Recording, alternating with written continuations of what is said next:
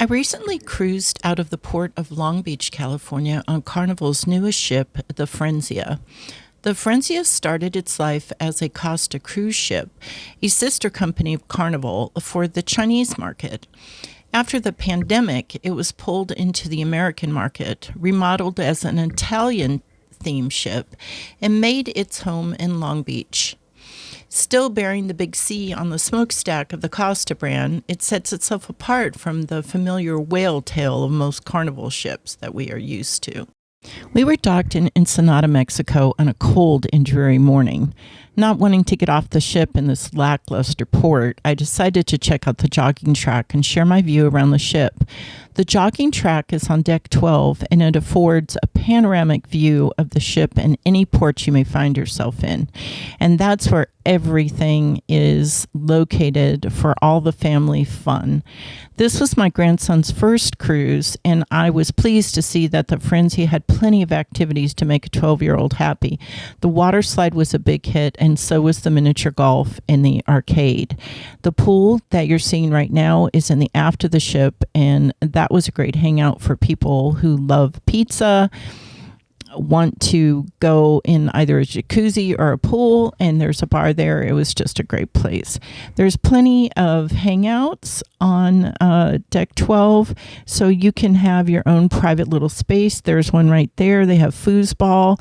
It was wonderful because you could feel like you had your privacy and still had some fun. So I really enjoyed that. Again, Ensenada is not really a port that I enjoy, so might as well just enjoy the ship.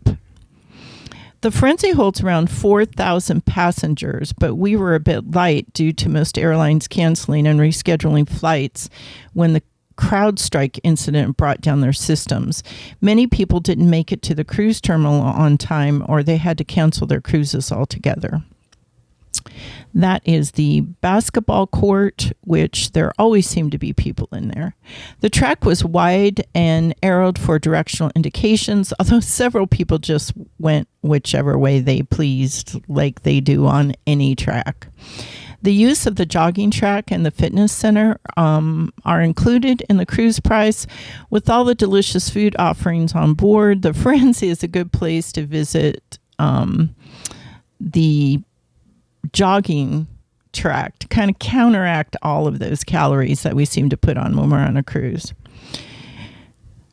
Right there was the miniature golf, and there was always plenty of people there. And then, of course, the arcade on the left-hand side. If you keep going around the track, you will come across the very large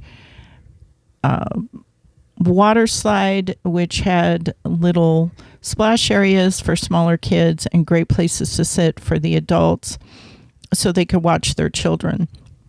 My grandson basically had the run of deck 12 because he could go everywhere and have a great time, and I really didn't worry about him. I just kind of plopped myself down in one spot so he knew where I was. I felt that he was really safe on the ship and just had a remarkable time. Overall, my 4-day cruise aboard the Firenze was wonderful. I have never been a Carnival cruise person, and I have to say that I was incredibly impressed by this ship. It was clean, it was fun, the food was great, and overall, my grandson is like, "Grandma, when are we going to go on another cruise?"